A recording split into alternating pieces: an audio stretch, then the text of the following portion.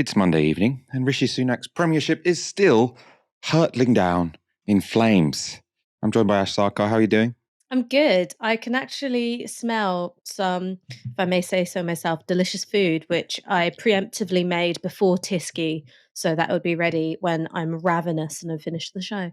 I hope you're not too hungry that you'll get lightheaded when you're making your always incredibly articulate points. I sound like I was being sarcastic there, but I do genuinely believe that. You know that, Ash. You know that about me. We want to know your articulate thoughts about today's political news. How long do you think Rishi Sunak's got left? Not going well for the guy. Tell us on the hashtag TiskySour or put your thoughts in the comments. Rishi Sunak has today announced there will be 5,000 new beds added to the NHS, boosting capacity by 5%. Meanwhile, the ambulance fleet will increase by 10% with 800 new vehicles. It all represents part of a £1 billion investment announced in last year's autumn statement, and it's been met with some positivity. Who doesn't want more hospital beds and ambulances? There is, though, also reason to be sceptical. Most significantly, the influential King's Fund think tank has said that unless the staffing crisis in the NHS is dealt with, it would be hard to see how today's plan would have an impact. This morning, Rishi Sunak held a Q&A at a hospital in County Durham. He was speaking to medical and nursing students and NHS workers, and they had some ideas on recruitment and retention into the NHS. I'm a student nurse at Teesside University and I'm based at North Tees Hospital. As a student, it can be quite difficult. I'm a mature student. The reality is I have to work alongside my studies, which is fine. But when we're on placement, it gets quite difficult. I know as a student, I'm very grateful for the NHS bursary that you introduced to £5,000, really grateful. But while we're on placement, it gets really difficult. Do you ever or envisage any change to the funding for student like nurses and allied health professions that might just help us when we're on placement? Because if we're doing 37 and a half hours when we're on placement, it's really hard to work alongside that. And the bursary is brilliant, but do you think there might ever be a change to funding or just a little bit extra money for students, just to keep retention? There are people in my cohort that have dropped out. Just financially it can be difficult. Yeah, Lynn, thank you. And it was great to see you guys earlier on, and thanks for what you're doing. And you're absolutely right. We recognise the challenges that were there for many of you who are trying to juggle being on your course and making everything work alongside. And that's why we reintroduced that bursary, which, as you said, and thank you for acknowledging that, because that's £5,000 a year of nurses' bursary. It was something that the RCN, your union, was really keen for us to do a couple of years ago, and we prioritised it. And I'm sure we'll get onto other things to do with pay as well later on. But that's something that it costs a lot of money, but I thought it was the right thing to do. That was a good question, but I think that nursing student was being a bit too kind to Rishi Sunak there. Yes, the Tories did bring back nurses' bursaries, but guess who scrapped them? Yes, it was the Tories. It was George Osborne, in fact, who got rid of nursing bursaries in 2015. As a result, the number of people applying to become nurses fell by 10,000 a year.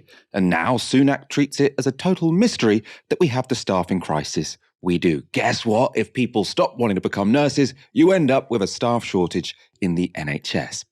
Now, it's also worth noting, as the nursing student in the audience suggested, that £5,000 won't get you very far in this day and age. And it seems pretty outrageous to me that we expect nurses working a full-time placement in the NHS to have to seek a second job to survive. It's not a great lifestyle we're offering people.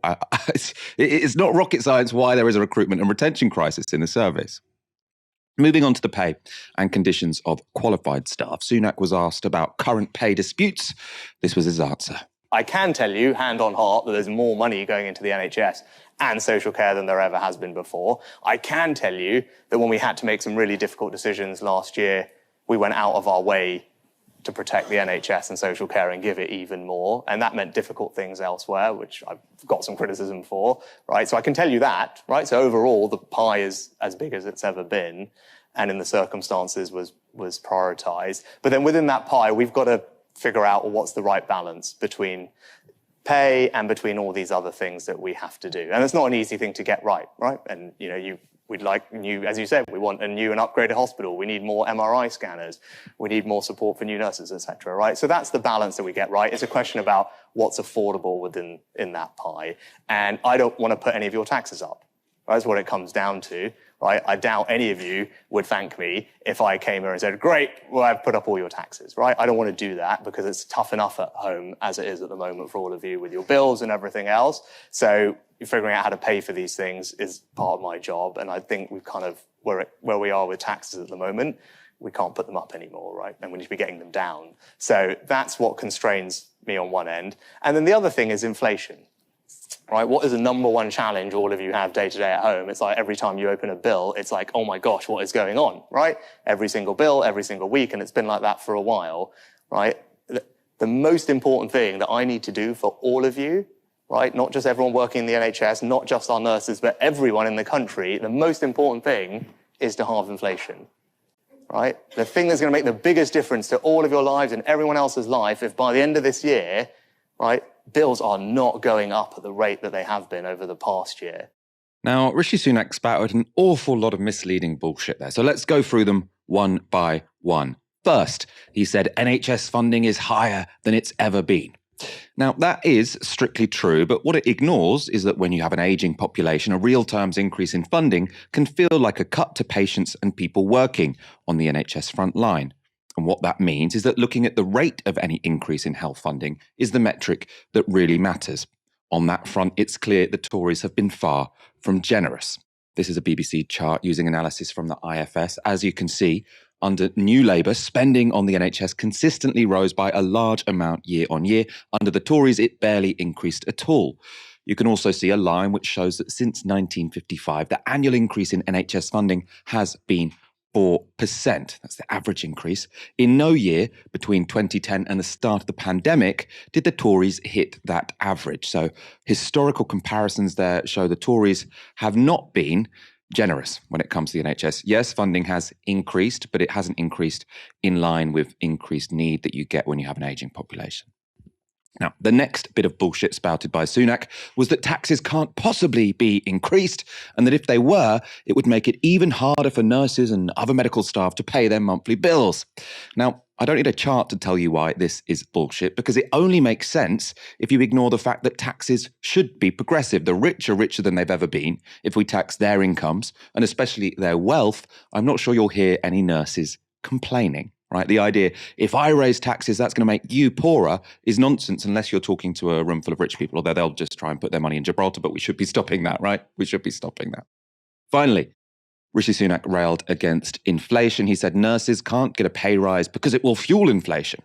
But that is, you guessed it, you're getting good at this now, also bullshit. Now, this is a point that was summarised well earlier this month in a headline from Sky News. Rishi Sunak says public sector pay rises will fuel inflation. Economists say they won't.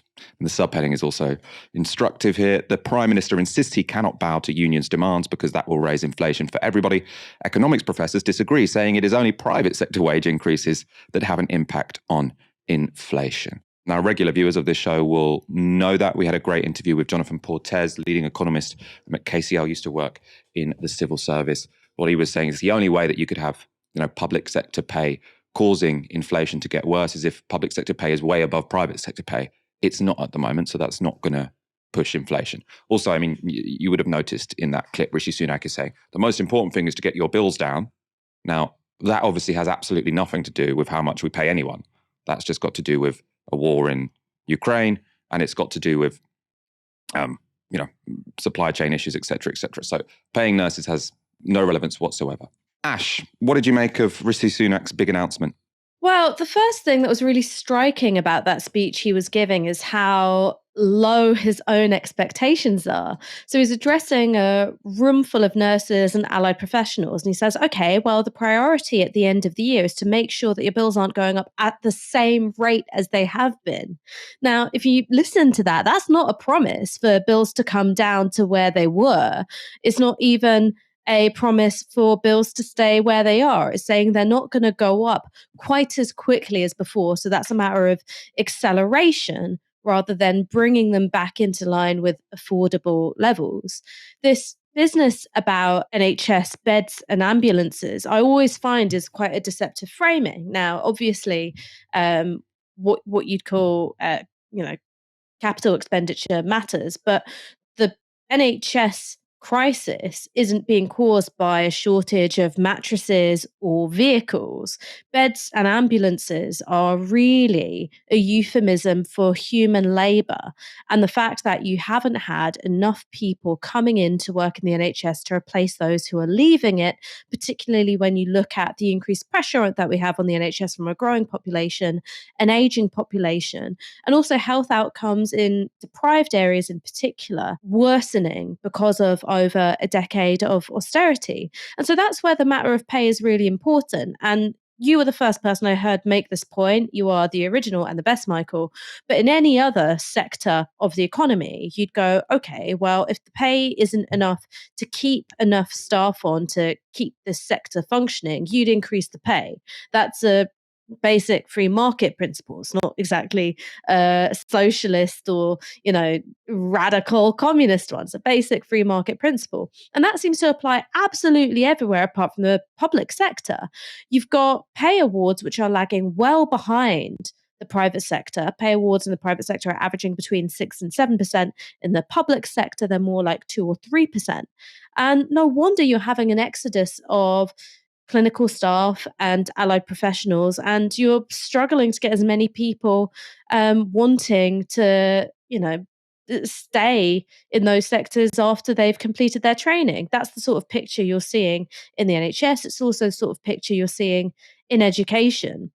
So when those professions are being plunged into crisis because the basic fact of the matter is that the government isn't paying them enough to keep staff, it is wildly irresponsible and I think deceptive to claim that that's somehow for the good of the economy. Nobody benefits with an unhealthier or a less well-educated workforce. I mean, I'm no Jonathan Portes, Michael, but even I can work that one out.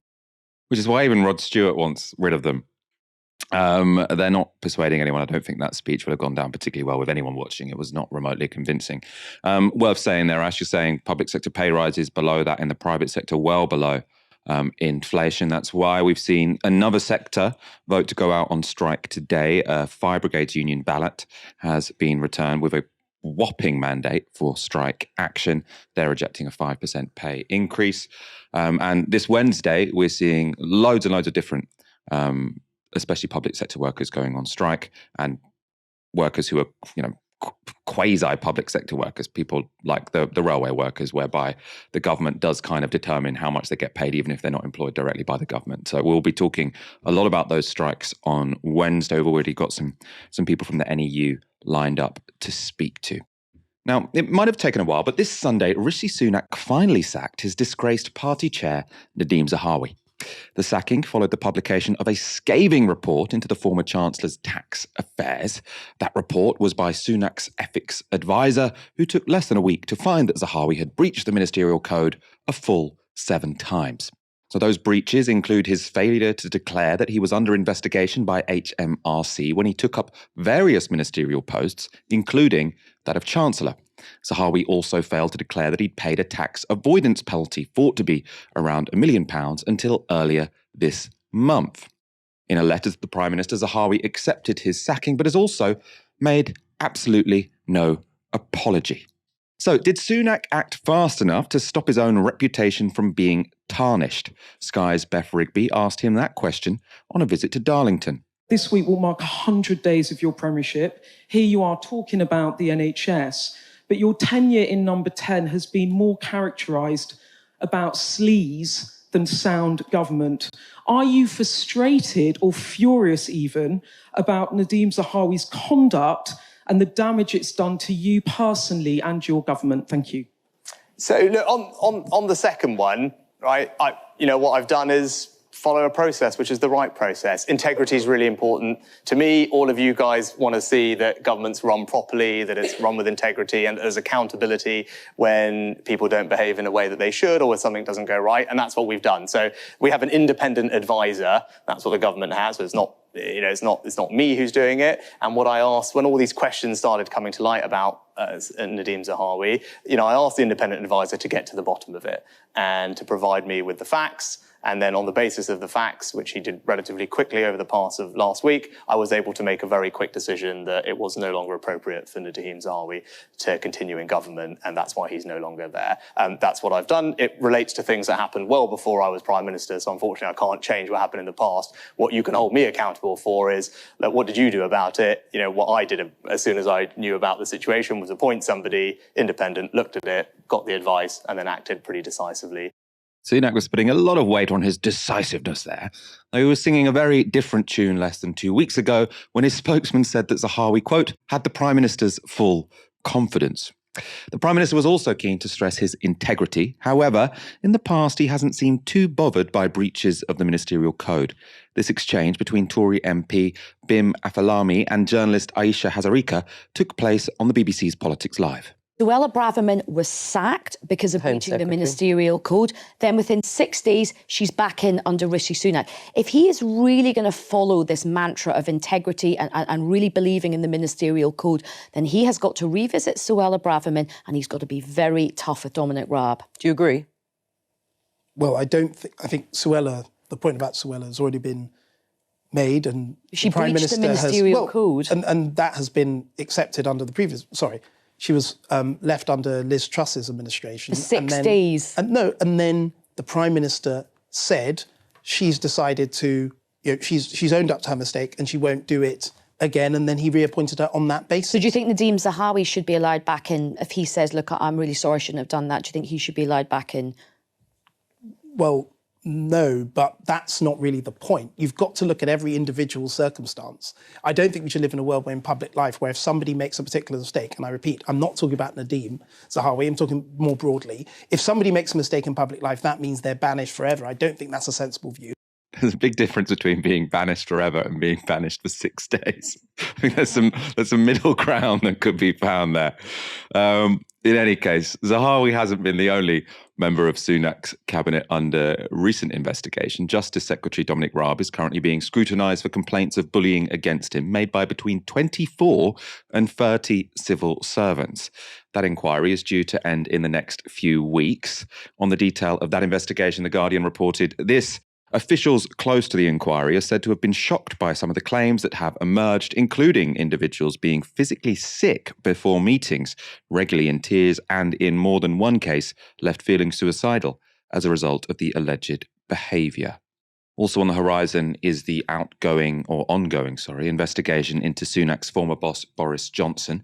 He's subject to an MP-led inquiry into his conduct during COVID, with hearings expected to begin in the coming weeks. The reason why I'm chortling to myself is that Bim Afellami clip was absolutely extraordinary. I've never seen somebody physically attempt to swallow their own tongue before.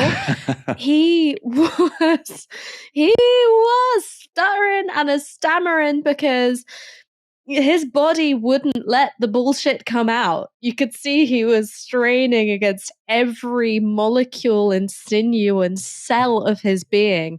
And that's because it is ridiculous. It's indefensible to say, on the one hand, yes, we stand up for integrity and swift action, but on the other hand, we'll drag our feet around Nadhim Zahawi, hide behind the pretense of an independent investigation, having previously said you stand by him entirely, then sacking him, whilst the whole time, Suella Braverman is warming her feet beneath the cabinet table, drawing up plans for her dream Rwanda flight after having previously been forced to step down for breaching the ministerial code, and then coming back just within 6 days. That is, I think, self-evidently ridiculous. But I think you raise a really good point, which is, what impact does this have in terms of the wider electorate? I don't think that terms like breaching the ministerial code have got a great deal of salience to people. That is a massive way of signposting this story doesn't impact your lives whatsoever. But I think it does two important things. The first is that having a miasma of sleaze around any government is bad for them, right? If they're a government that is otherwise doing things, being seen to carry out its manifesto commitments, doing a little bit of strategic helicopter money here and there, then maybe people are willing to look past or indeed forgive it. But in these kind of conditions where everybody is pissed off at the Conservative Party, that is certainly not going to help. And it's like I said last week, each individual story doesn't matter, but the accumulation of them does. So what we remember from the John Major era isn't specific sleaze stories, it is the overall climate of sleaze which engulfed the John Major government. And that is how I think people perceive politics. It is a vibes-based art, I think, rather than a science. The second thing, which is important, is what this does for Rishi Sunak's base of support within the party. He is a very precarious leader. Everybody knows that he was the second choice. He was basically the first alternate who didn't make the cheerleading squad. Even though Daddy made a sizable donation to the gym and bought everybody new pom-poms, all right? Like, he had been positioned as the favourite by pretty much everyone in the media, apart from the Daily Mail. He had been pretty well liked by many people within the lobby. He had a senior cabinet post under Boris Johnson, also a Brexiteer, and he couldn't get over the line. He was blamed by people for betraying Boris Johnson and also disliked by others for having stuck with him for so long. The difference in tone that he struck with Liz Truss made him quite unpopular with many of the party faithful. So his base of political support within the Conservative Party is very, very shaky indeed. It was a torturous and laborious exercise to get him to the position of sacking Nadhim Zahawi because, quite frankly, he wasn't sure whether he could afford to. And when it comes to somebody like Dominic Raab, who I believe backed Sunak in the summer's leadership contest between himself and Truss, it's going to be even more difficult for him. His allies are few and far between around that cabinet table and in the Conservative parliamentary benches. And he's going to find himself quite isolated, which is not good for an embattled and unpopular leader. Tensions are mounting in Israel and occupied Palestine, with over 30 Palestinians and 7 Israelis killed in the past month. 17 of those deaths occurred over just 2 days last week. On Thursday, 10 Palestinians were killed in the West Bank, with 9 being shot in an Israeli raid in the city of Jenin. The dead included a 61-year-old woman. A further 20 people were injured by live ammunition during that attack. The death toll from the raid is the highest in a single Israeli operation since the UN began recording that data in 2005. Then on Friday, 7 Israelis were killed by a lone Palestinian shooter in an Israeli settlement in East Jerusalem. That was as they were leaving a synagogue after prayers. The Israeli police say the gunman was a 13-year-old boy who officers then shot dead. The violence comes in the context of a shift even further to the right in Israeli politics. Benjamin Netanyahu is back in power, in coalition this time with Jewish ultra-nationalist parties.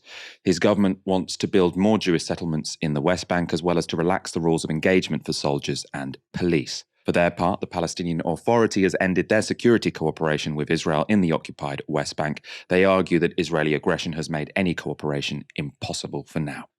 To discuss these latest developments, I spoke earlier to Dr Yara Hawari in Jerusalem. Dr Hawari is a senior analyst at Al-Shabaka, the Palestinian Policy Network. And I began by asking her if the violence of the past month was in any way unusual. No, it's not unusual at all. And, I think something that's been lacking in a lot of the media reporting over the last week has been framing it in a much larger context of violence. If we look at last year alone, last year was the deadliest year for Palestinians in the West Bank since 2005, the year that sort of considered the end of the Second Intifada period. And this month, the month of January, we've seen over 35 Palestinians killed by Israeli regime forces. So it's been, quite a deadly time. And the peak of the violence was last week in Jenin refugee camp, where Israeli regime forces invaded and proceeded to commit what can only be described as a massacre. So this is really, a continuation of violence, and there are always these sort of moments that spark the interest of the media, and they're sort of framed as this sort of escalation or an increase in violence, when the reality is it's for Palestinians at least it's been really a continuous process. I think that the killing of 7 Israelis by a lone Palestinian gunman, that is more unusual, and I'd like to get you to talk about that, and I suppose also what the response of Israeli forces or the Israeli government might be to that. Well, we've seen, an increase in armed resistance by Palestinians, certainly over the last 6 months. It's been a tactic that more Palestinians have been engaging in, and I think it's important to note that that operation was carried out in an illegal Israeli settlement in the eastern part of Jerusalem, and even more importantly, it's the home of the Israeli Regime Army Central Command. It's the headquarters of basically the Israeli regime forces that operate in the West Bank. So that's a very important context to what exactly happened in that operation. But I think, the Israeli regime always uses these moments of armed Palestinian resistance to really unleash retaliation in a big way on Palestinians. They use it as an excuse and quite often as a sort of a political pawn to gain more favor from the Israeli public. So, I think what we're going to be witnessing over the next few weeks, unfortunately, is, all-out collective punishment against Palestinians for that attack. And so there's currently a lot of division within Israeli society and Israeli politics. I'm thinking especially protests at the moment, which we've seen against Netanyahu and his sort of attacks on the independence and the power of the Supreme Court. Does any of that have any relevance to the people of Palestine? Not really. It's not been a central sort of discussion point for Palestinians. What we've seen are these large so-called pro-democracy protests, which are really, Israelis protesting this judicial overhaul that's taking place within the Israeli regime at the moment. What's been lacking from those protests is any discussion about the Palestinians, the millions of Palestinians that the Israeli regime rules over and undemocratically. So that really has not been a key discussion for Palestinians because, at the end of the day, across the Israeli political spectrum, there's wide support for the continued oppression and occupation of Palestinians. This isn't an issue that's only on the right of the Israeli spectrum. It also is very much something that exists and thrives on the left of the Israeli political spectrum. We don't have to go that far back to look and see in 1967, it was an Israeli Labour government that actually spearheaded the illegal settlement enterprise. So this is really, the oppression of Palestinians, the colonization of Palestinian land is a cross-partisan issue in Israel. You spoke earlier about hopelessness and also armed resistance. I mean, people have been suggesting we might be about to see a third intifada. I mean, do you see that as a likely prospect? Well, I think, we need to explain what the word intifada actually means, because I think maybe some people understand it differently. In Arabic and for Palestinians, it's referred to as an uprising, a collective uprising. And I think it's often used by sort of mainstream spaces as a term just to refer to, Palestinian violence. But in reality, it refers to a collective uprising. The first one we saw was in the late 1980s. It was the first Palestinian intifada where we saw a whole host of different tactics being used, from civil disobedience to boycotts to general strikes to stone throwing to protests, etc. And the second intifada was more focused around armed resistance, but not exclusively so. So, when we're talking about a third intifada, we're talking about a collective popular uprising that could take place in sort of a variety of different forms. And I think those things are really difficult to predict. They're certainly not sporadic. It does take quite a lot of organizing and network building. But I think it's hard to predict when that moment will happen and when that sort of collective action will take to the streets. What would that look like? And I suppose I'm interested in sort of questions of strategy. I know there isn't, just some coordinating committee telling everyone what sort of resistance they should be engaging in. But I mean, let's just take this attack last week. Now, most people in the Western media would call it a terrorist attack. You've called it armed resistance. I suppose I'd maybe like you to expand a bit on that. I mean, you've said this was a military headquarters nearby, but presumably, they were killed in the context of being civilians, even if they were occupying land.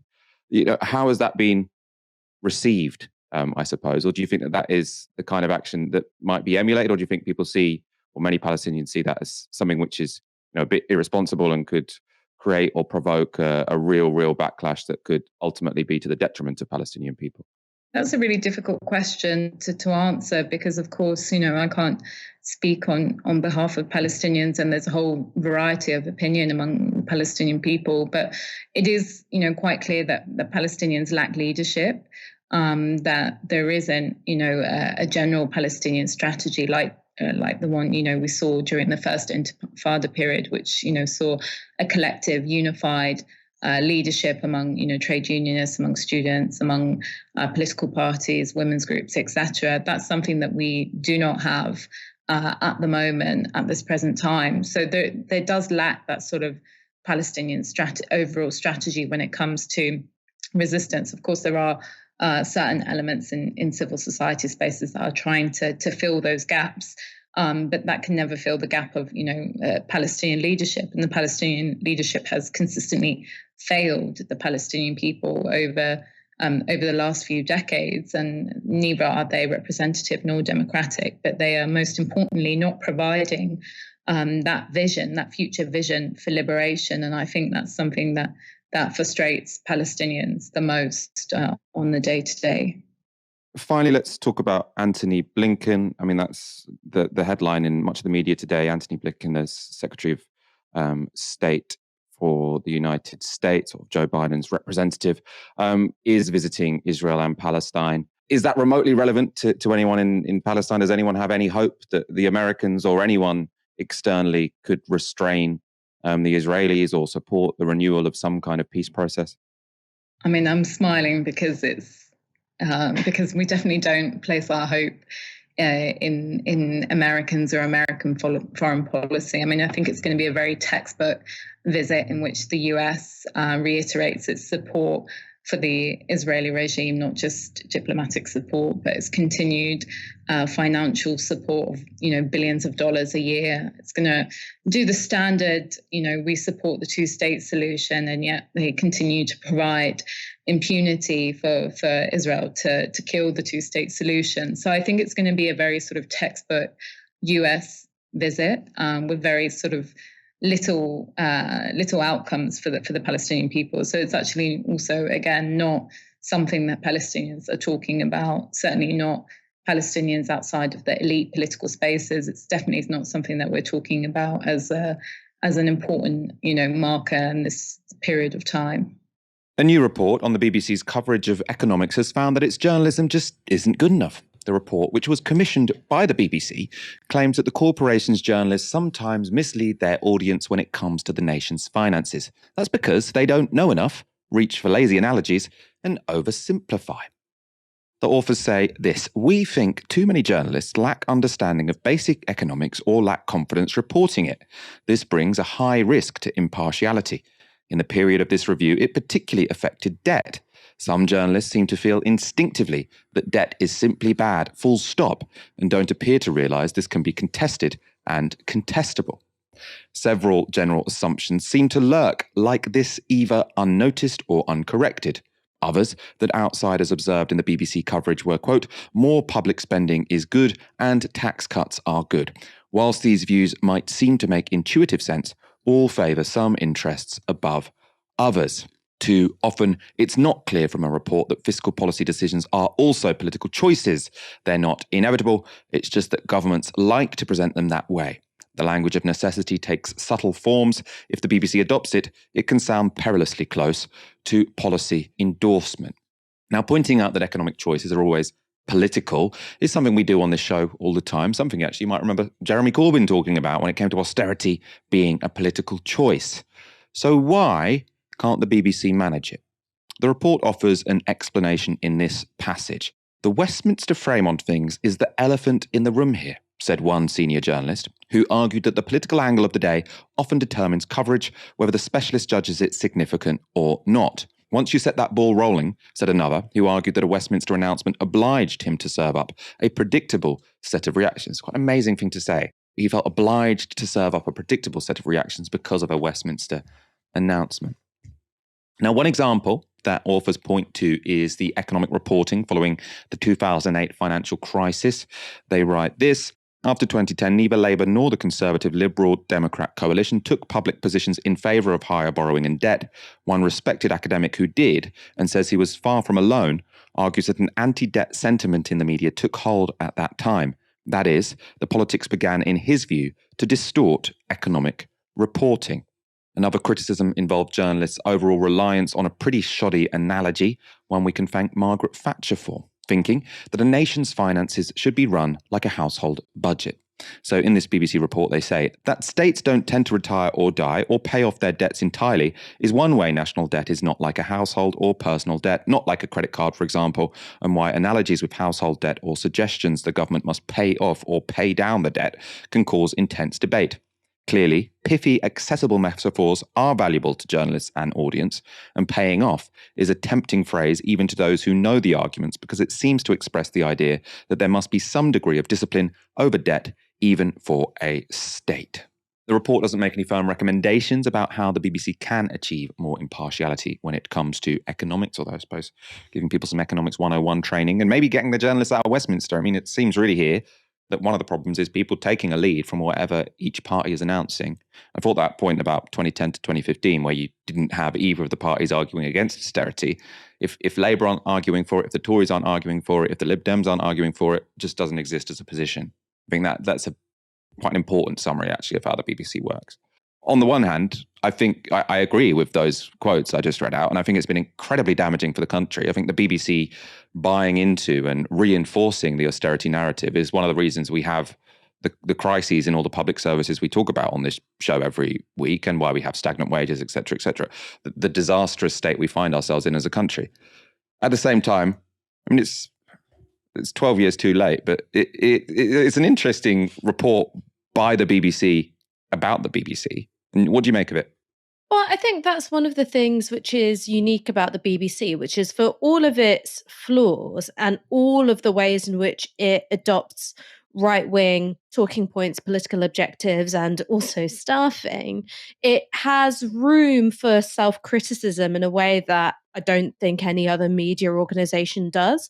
And that's because it is much more of a public service than it is anything else. It is a unique kind of institution within the British cultural landscape and within the British establishment. So I think that these things are really welcome. Something which can prompt self-reflection within the BBC is welcome.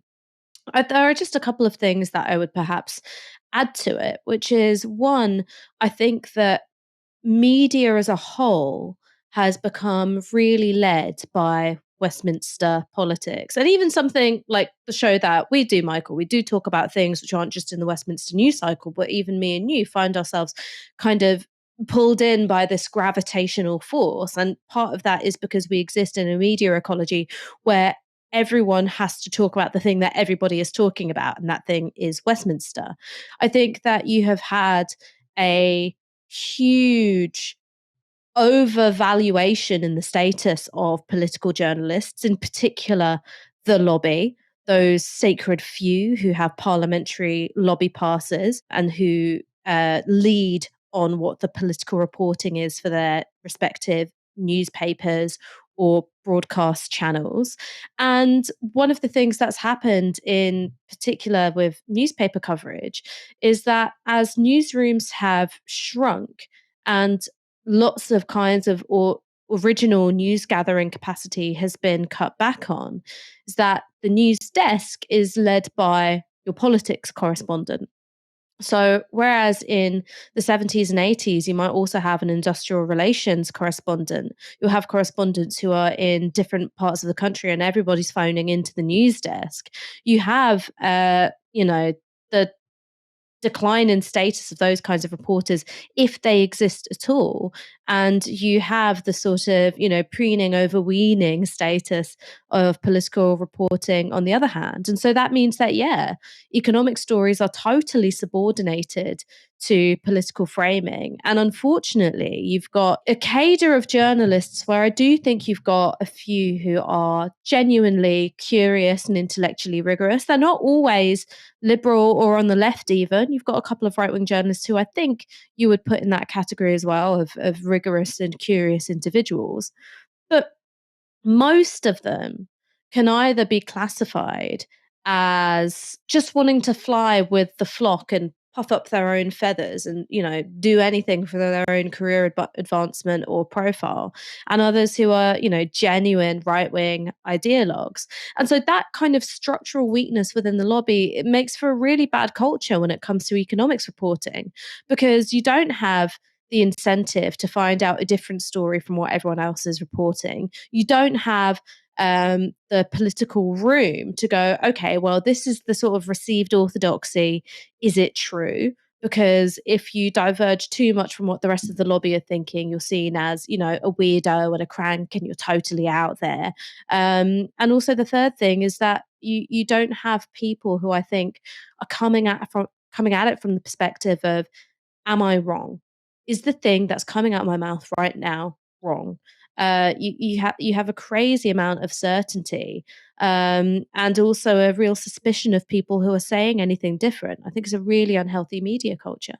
I think you're right that, some of it is like resources and laziness, because the easiest thing to do on any story is to say, this person said this said this. You don't even have to do any research at all. You just say, this guy said this person said this. There we are. You can make up your own mind as an audience.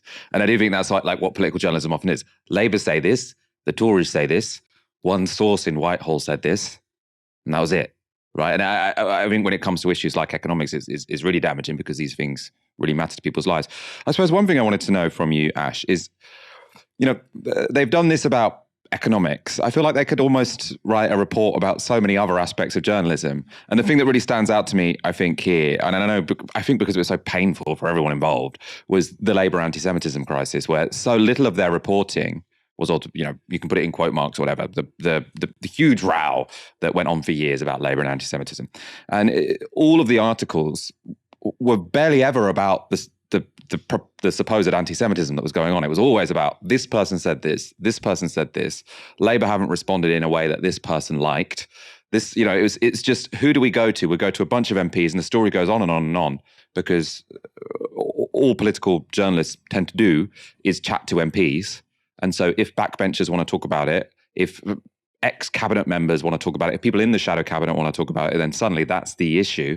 And I think that's why the reporting of Labour when Corbyn was leader was just so bad, because no one was particularly interested in writing about, this is the facts of what is happening here. It was just, this MP says that, this MP says that. And then often their questions are literally formed like that. But if it's not a huge row, why is Margaret Hodge saying it is? And then it's sort of the laziest question that you can possibly do, because you're saying, yeah, but some people say it's not. And then you can say, well, can we look at the photos?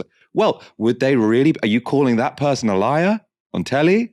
And it's lazy and silly. I think that's like such a perceptive comment, because it was just endless reaction and reaction to the reaction and reaction to the reaction to the reaction.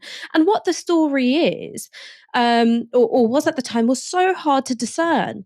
And still, there are news stories from that time where I'm like, am I even remembering this correctly? Because the signal to noise ratio was completely out of whack. And so the thing that I can remember was the kind of howling chorus of people insisting there was something that had been a real dreadful, horrific evil was going on. And yet what that evil was, if you could tell me, okay, well, what did Jeremy do?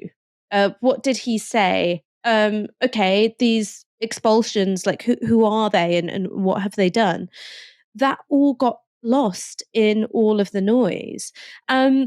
And I think that there's some ideological motivations there as well. You had a lot of people in the lobby who found that their contacts within the Labour Party were no longer useful to them because the left were now in power. So it doesn't really fucking matter if you've got Yvette Cooper and Ed Balls around your house every other week for dinner, because they know absolutely fuck all. So I think that there was a sense of personal aggrievement on the part of many lobby journalists going, I got this wrong, I didn't call it, and now I'm kind of, my value as a lobby journalist has declined because, it's the leadership and they don't want to talk to me. But they found plenty of other people who wanted to talk to them, and you had a mutually beneficial relationship between Labour right MPs. I mean, a classic example being Neil Coyle, who would, bring up the Observer, talk to friendly journalists, give them the story that they wanted, which is, Jeremy is, the most evil thing since smallpox. The journalists get their newsline. Neil Coyle gets his political objectives of undermining the left-wing leadership served. And then as soon as he no longer served that purpose, everybody noticed that he was a fucking liability again. So yeah, that is how political journalism works, and we saw what that did in terms of how much it poisoned the well of public discourse and political understanding. And we saw what that did to our democracy, and we saw what that did in terms of democratically legitimate elected party leaderships being able to get a fair hearing. But that is a dynamic which also happens in almost every other part of reporting as well. I mean, the thing that I always remember from that time is when Labour announced their green policies, and there was a policy, I think, of planting 2 billion trees. Now, this is a process in which a lot of machinery is involved. I'm not a professional tree planter, and I know that that's the case. But when the promise of 2 billion trees came out, you had all these lobby journalists scoffing, going, how is that even possible? How is that even possible? If Jeremy Corbyn had to plant 2 billion trees, I mean, we've measured his, estimated life expectancy, and the most he could do is tops 150. What a silly policy from Labour. They'd be like, you'd have to plant one tree every second for 4 decades. It's sort of like, that's not how it works. You've got this machinery. I mean, as I say, I'm not an expert, but I remember for a whole 24 hours, they were running with this whole, and then everyone's like, this kind of normal amount if you're talking about trees. But that's the thing, is that everyone wants to be first more than they want to be right. And you've got a structure of political journalism which rewards you being first and doesn't really care if you're wrong. As we always talk about with austerity now, like the FT, the Financial Times especially, the Economist sometimes, but the Financial Times especially, now is really anti-austerity. At the time when austerity was being implemented, I mean, we haven't moved beyond austerity, but it's not. We're just at a low level of government spending. But when you had the cuts happening, the FT loved it. Now they hate austerity. They say, "Well, God, what a failure of economic policy!" But no one's been disciplined. There hasn't been a public apology. It's just like, why would you read an article from 2010? Why would you read old articles when you can read current articles? The FT are like, who could have possibly thought this was a good idea? This was obviously so stupid from the start. We want some accountability. Enough of your reports. We want heads. Not really. This is don't ban us YouTube. That was a complete joke. I have respect for the safety and professionalism of all of Britain's journalists, especially the lobby. Long may they live. I'm going to stop talking about life and death. We don't like most of the lobby, but we're very moderate people. Let's look to the week ahead. Ash, strikes on Wednesday, 100,000 civil servants, 70,000 university staff, I think about 100,000 teachers, sixth form teachers in England, train drivers and National Rail, and bus drivers. That's London only, 1,900 people. What's the significance of, it was sort of billed as a bit of a general strike. I think they were coordinating to not only obviously protest their wages and conditions, but the coordination was also to kind of protest the trade union laws, the restrictive trade union laws. The TUC, I think, suggested Wednesday as the date where they could all coordinate to make that political point. Obviously we'll be covering it on the show, as you can guess, but what should our audience be looking out for? Well, for me, the thing which is really striking about these strikes is that level of coordination, because I think it does multiple things. One is that it maximizes its political impact. One is if you have basically every public service or many public services shutting down or operating on a significantly reduced service, that's something which journalists can't ignore, politicians can't ignore, and those people, those sections of the public who work in the private sector also can't ignore. It is a huge thing. The second thing that it does is that it also really impedes the ability of the government to play workers off against each other. Now, that has been their favoured strategy, no matter what kind of strike is going on. So when it came to railway workers going on strike, you constantly had Mick Lynch being told about how astronomically high the pay of train drivers is, and compare that to nurses. Why should train drivers go on strike? And then you've got, the nurses going on strike, and it's like, what about your patients? You don't see teachers, risking the education of their students in this way, and now the teachers are going on strike, and so are the lecturers and the civil servants.